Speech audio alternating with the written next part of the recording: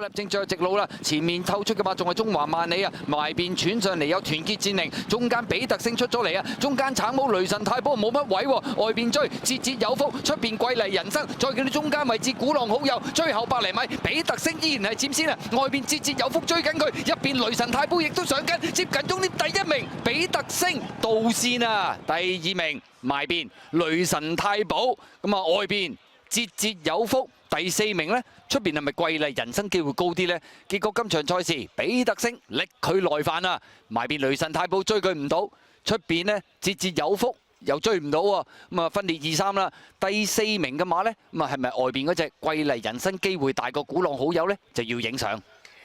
成堆馬都好接近嘅，係呢組比較弱啲嘅組別，但係都係隻贏嘅比特星，黃子宏減磅贏啊！雷神太保睇嚟第二機會高啲，出邊節節有福，第四名睇係咪貴麗人生？頂到尾啊！嗰隻雷神太保威脅。